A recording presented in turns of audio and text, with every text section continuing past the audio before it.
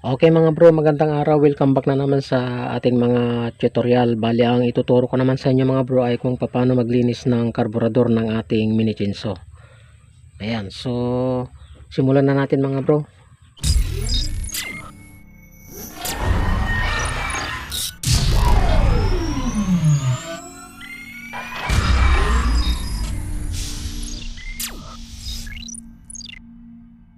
Bali, ang unang gagawin natin ay bubuksan natin itong pinaka cover na ito. Okay, buksan natin.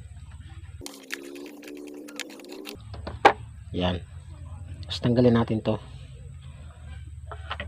Ayan. Tapos ang susunod mga bro ay tanggalin natin itong pinaka filter, air filter niya. Marumi na mga bro, kaya maglilinis na rin ako dito sa mini Chinso ko. Ayan. Tuloy tuturo ko na rin sa inyo mga bro kung paano maglinis nito. Okay, i-con muna natin itong pinakaswako natin. Ganyan. Tapos ito mga bro ay tatanggalin din muna natin itong pinaka-cover na ito gamit yung pinaka-con natin, alling wrench natin. Bali yung ginagamit natin pagtanggal mga bro, yung pinaka-alling wrench natin dito, yung sakto dito, i-winilding natin dun sa pinaka-screw. Pinutol ko yung screw tapos tinugsong ko. Mas madali kasing con ito pag baklas, o mas madali mong pihitin. Kumbaga tatanggalin mo yan. Okay, tanggalin natin. Bilisan lang natin pagtanggal natin mga bro para hindi kayo mainip.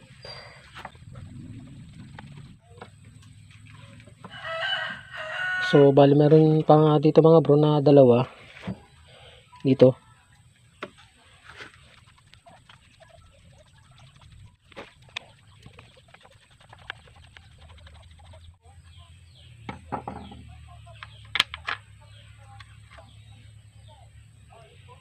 So meron pa isa dito mga bro. Ayun o, ayun. Okay, tanggalin pa natin.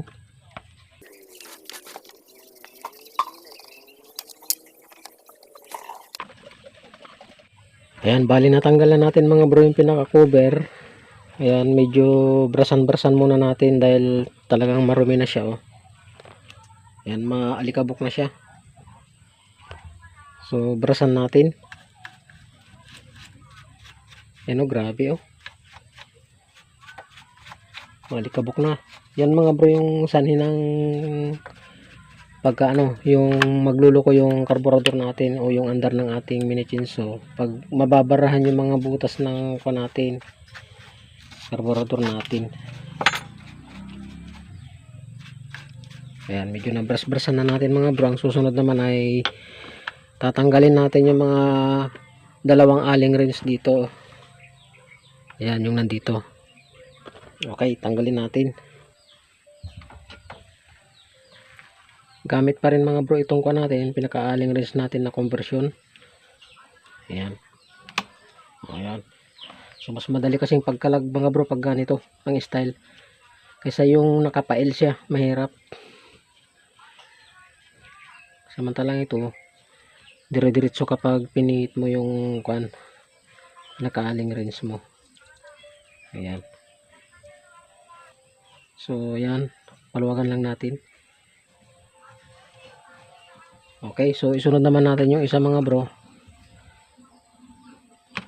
Ayan. Panoorin nyo hanggang dulo mga bro para magkaroon na naman kayo ng idea sa mga video natin. Para kung halimbawa in case na magloko yung mini Chinso nyo ay alam nyo na yung gagawin nyo.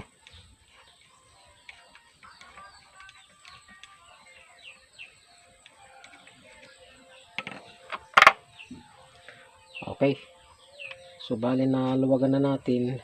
Tanggalin muna natin itong pinaka kanya yung lagayan ng ito itong dalawang bolt ng alling wrench, tapos yung lagayan ng air filter natin. Tapos tanggalin natin mga bro muna itong mga hose nya, itong hose na galing sa tangke natin. Ayan. Ayan. Tapos itong isa yung papunta dun sa block natin. May nagtatanong sa akin nun mga bro kung anong gamit nito. Ano yung parang ito mga bro, ang alam ko dito, pag halimbawa nag-choke ka, magdadirect dito yung gasolina natin, yung pagkakaalam ko dyan. Ayan, tanggalin din natin tong hilahan ng choke natin. Ayan. Tapos tanggalin lang natin mga bro yung kwan dito, oh. Pinaka-rod ng kwan natin. Yun ito, oh. Ayan. Pinaka-rod ng trigger natin ito. Ito, alambre. Okay, so itabi muna natin mga bro itong chinso natin at lilinisan natin yung carburetor natin. Ayan, bali ito yung carburetor natin. Ayan, maalikabok, oh. Papansin nyo, oh. Oh. Okay, so brasan natin mga bro.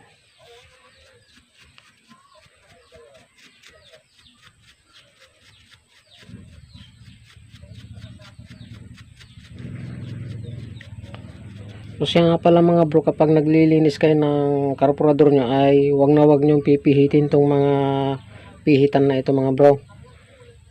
Ayan, yung tatlong ito.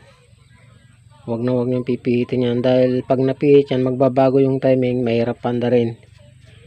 O hindi nyo mapapandar yung minichinso nyo mga bro kapag ginalaw-galaw nyo itong pinipit. Ayaan nyo lang yan. Pag maglilinis kayo wag nyong pipihitin o wag nyong gagalawin. Okay, so medyo marumi pa.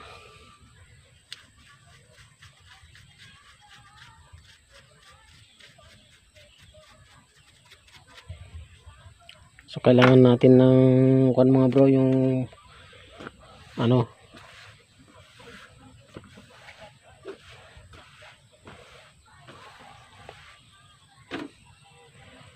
lagayan ng gasolina para malinis natin. Okay, so kuha tayo ng lagayan ng gasolina natin para malinis natin.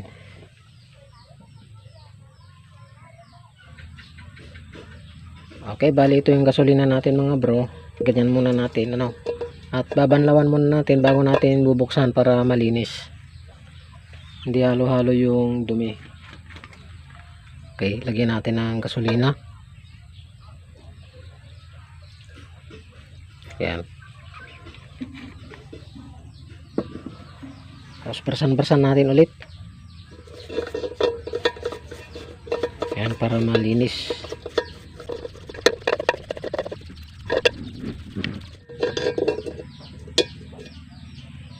Note mga bro, wag nyong gagalawin yung mga na ito mga bro, itong mga adjustan na mga ito. Ayan.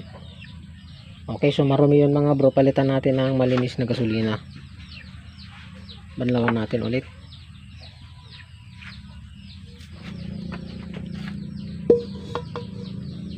So banlawan natin ulit para malinis, para baka mamaya mga bro yung mga dumi na nandito sa labas ay sisiksik dun sa mga butas-butas nya. Okay, so ayos na yan. Tapos punas-punasan natin mga bro ng basahan. Yan, yung malinis na basahan. Okay, ganyan. Bali ang unang bubuksan natin dito mga bro ay ito. Yan, bali pag nagkakalas kayo mga bro ay tandaanan lang ninyo. Okay, tanggalin natin. Yan. Yan, tanggalin natin to. Punin lang natin dyan. So dapat malinis.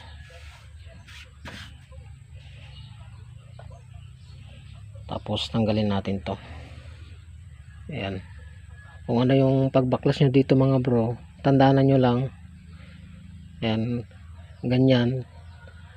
Tandaan nyo.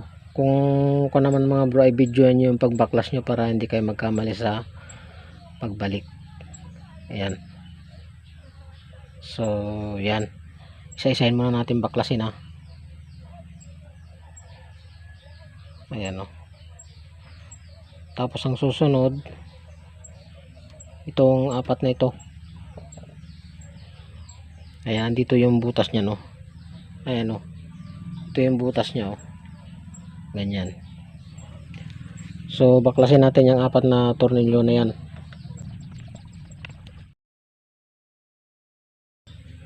Okay. So tanggalin natin yung 4 na tornilyo o screw. Ingat lang mga bro sa pagbaklas.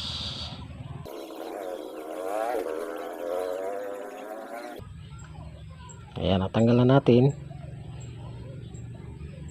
Tuklapin natin to. Ayan. Ayan, bali ito mga bro yung pinaka diaphragm nya, oh.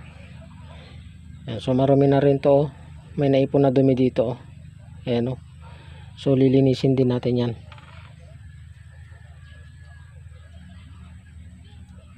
So ingatan nyo lang kung yan mga bro, mabutas.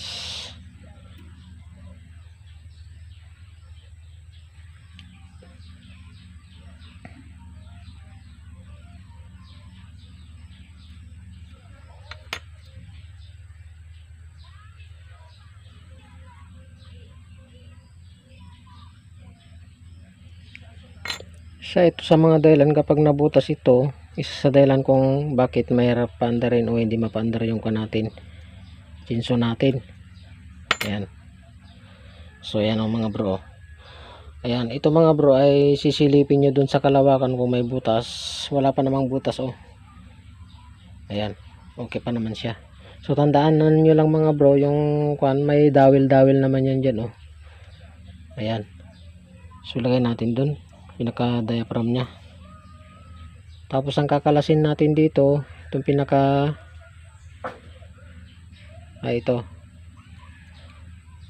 ito naman mga bro, pag nabarahan ito yung butas nya dun, o di kaya pag nakalsuhan,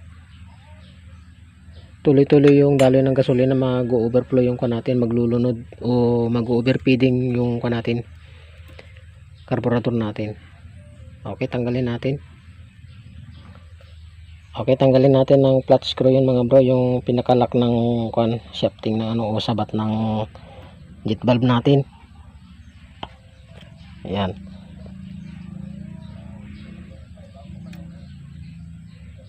Okay. So dito mga bro ay meron siyang spring. Ingatan nyo din yun.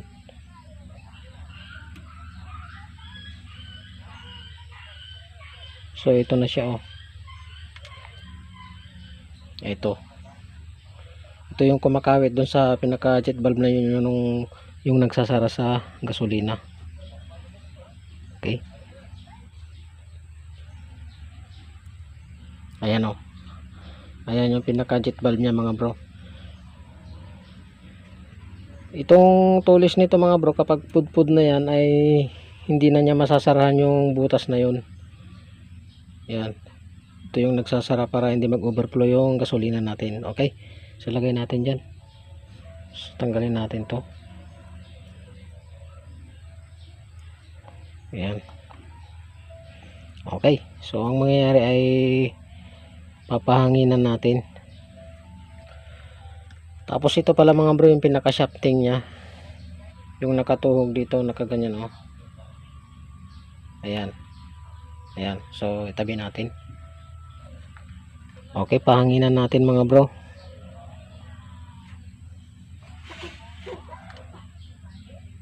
So unahin natin to.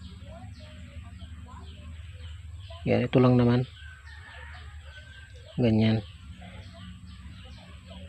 Ito mga bro, ito. Ayan. Tapos bumba natin. Okay. So yun mga bro, yung pinaka-strainer din, ingat kayo pagka huwag nyong papaihipan yun, masisira yung pinaka-strainer na yun, oh. Ayun yung nagsasala ng ng dumi. Ayan. Ayan. Lahat ng mga butas dyan na pwedeng daanan ng gasolina mga bro ay pahanginan nyo. So palitan natin. Palit natin yung isa, yung mas matulis.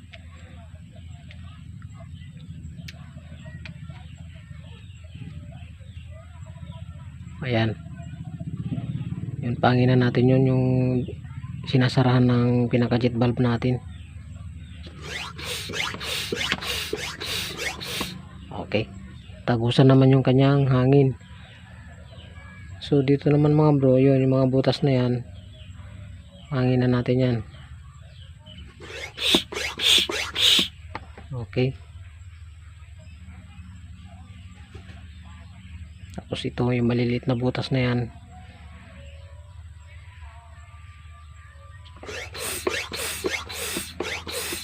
Okay naman. Tapos ito, dalawang ito. Ayos. Tapos yung isa. Okay. So ayan, napahanginan na natin mga bro yung mismong karburador. Pahanginan naman natin tong ano, ito. So tanggalin muna natin ito pinaka kanya pebra. Ayan.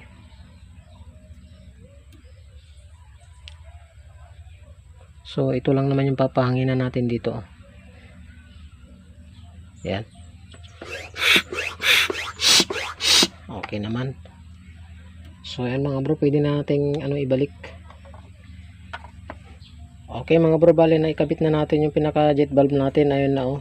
Nandun na siya. Ayan. So ayan, ilagay na natin mga bro yung pinaka ano niya, diaphragm niya. So ganyan lang natin oh. Ganyan. Ayan yung diaphragm niya oh. Ingatan nyo lang mabutas mga bro ah. Yan, tapos may dalawang butas, sila ilalagay natin dun sa pinaka dowel nya. Ayan.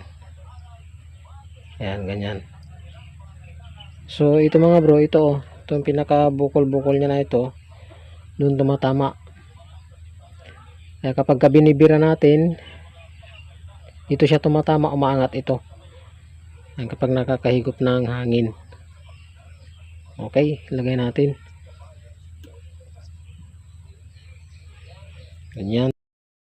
Tapos lagay na natin to mga bro. Bali nandito yung butas nya. Yan. Ganyan.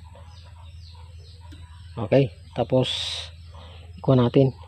Lagay natin yung 4 na tornilyo.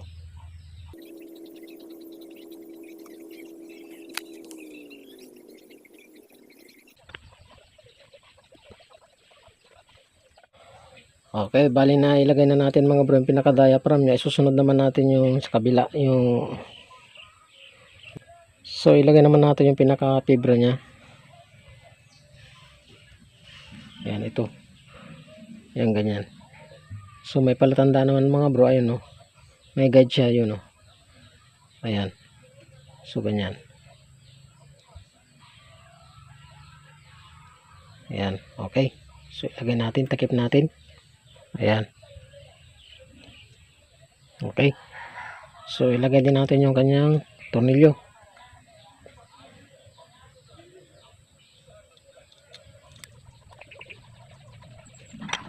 So nakasimbolan natin mga bro. Pwede na natin ibalik sa natin. Minichenso natin. So ang una muna pala mga bro dito ay kakabit muna natin yung pinaka trigger natin, yung hiritan natin. So ayan.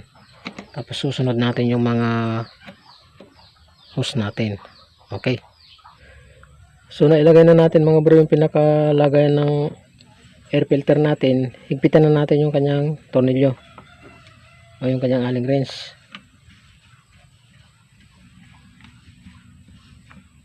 Ayan. Higpitan pa natin yung isa. So kapag tumigas na mga bro ay tama na, baka malos thread. Huwag nyo gaanong higpitan, basta maramdaman yung tumigas na, okay na yun. Ayan. Okay, nailagay na rin natin mga bro yung hose na kwan. Ito yung daanan pala ng pag nakachok ka, dito magda-divert yung gasolina. Tapos yung isa, yung galing sa tangke. Okay, susubukan natin testingin ngayon. Tingnan natin yung resulta ng kwan natin. Nilinis natin na karburador. Medyo iatras natin mga bro yung kwan natin, camera natin. Ayan.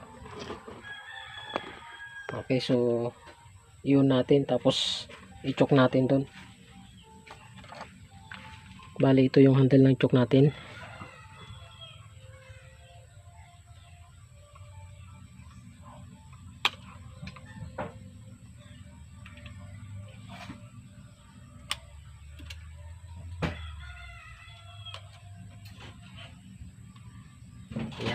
So i-choke natin mga bro, yan.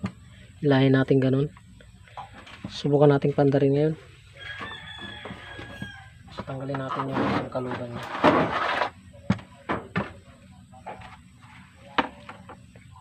Okay. So lagyan natin itong spark plug. So kapag hiniklas natin mga bro, tapos nagregundo na, gumanon, ibalik natin yung choke.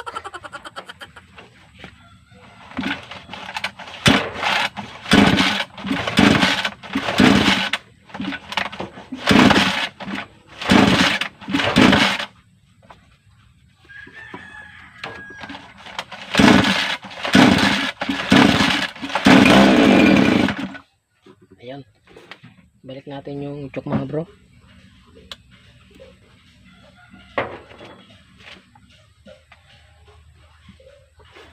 Okay.